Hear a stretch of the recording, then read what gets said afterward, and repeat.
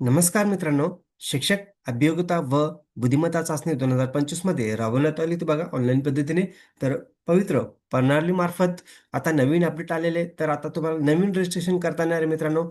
तर new registration करताना कशा पद्धतीने करायचं तर आज आपण बघणार आहे. तर व्हिडिओ स्किप न करता शेवटपर्यंत बघा. बघू शकता मित्रांनो, पवित्र प्रणालीमार्फत शिक्षण सेवक शिक्षक पद भरतीबाबत उमेदवारासाठी स्वप्रमाणपत्र पूर्ण करण्यासाठी सूचना. टेट एक्झाम 2025 बघू शकता. अपडेट कधी आलेले 15/12/2025 अंतर्गत ही अपडेट आलेले. तर खाली बघू शकता सर्वसाधारण माहिती व सूचना. बघू शकता काय सूचना आहे. महाराष्ट्र राज्यातील सर्व स्थानिक स्वराज्य संस्था व खाजगी व्यवस्थापनाच्या शाळांमध्ये तसेच महाराष्ट्र शासनाच्या इतर विभागाच्या शाळांमध्ये पवित्र या संगणकीय प्रणालीद्वारे शिक्षण सेवक शिक्षक पदभरतीसाठी शासनामार्फत शिक्षक अभियोग्यता बुद्धिमत्ता चाचणी 2025 मध्ये परीक्षेचे ऑनलाईन पद्धतीने आयोजन करण्यात आले होते बघा. शिक्षण शिक्षक अभियोग्यता व बुद्धिमत्ता चाचणी बघू शकता. 27 मे 2025 ते 30 मे 2025 आणि 2 जून ते 5 जून 2025 या कालावधीमध्ये ऑनलाईन पद्धतीने एक्झाम झाली होती मित्रांनो.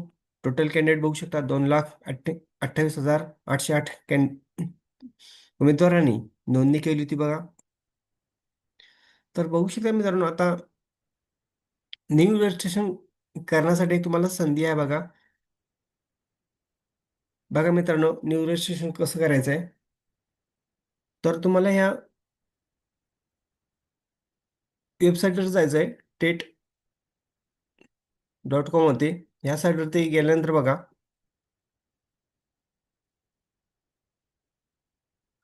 इथे तुम्हाला होम पेज दिसणार आहे. होम पेजवरती गेल्यानंतर बघू शकता तुम्हाला अशा प्रकारे जर लॉग इनचा ऑप्शन दिसणार. लॉग इनचा ऑप्शन दिसणार आहे तुम्हाला. लॉग इनच्या ठिकाणी तुम्ही जर अगोदर रजिस्ट्रेशन केलं असेल तर तुम्ही इथं तुमचा लॉग इन आय डी आणि पासवर्ड टाकू शकता आणि कॅप्चा फिलअप करू शकता आणि लॉग इन करू शकता. तुम्हाला जर काही अपडेट करायचं असेल तर. आणि ज्या कॅन्डिडेटनी जर लॉग इनच केलेलं नाही आहे, न्यू रजिस्ट्रेशन करायचं असेल तर न्यू रजिस्ट्रेशन करताना रजिस्टर या ऑप्शनवरती क्लिक करा. इथे क्लिक केल्यानंतर बघा, टेट रोल नंबर आणि टेट रजिस्ट्रेशन नंबर ॲड करू शकता. एवढं ॲड केल्यानंतर तुम्हाला चेक टेट डिटेल्स येईल बघा. नंतर तुमचं सर्व एज्युकेशन झालेलं आहे, डी-एड, बी-एड जे पण सर्टिफिकेट आहे, सर्व डॉक्युमेंट तुम्ही अटॅच करू शकता. नंतर फॉर्म फिलअप करू शकता. परत तुम्ही लॉग इन करू शकता. परत तुमच्याकडे जो लॉग इन आय डी असेल आणि पासवर्ड तुम्ही लॉग इन करून चेक करू शकता.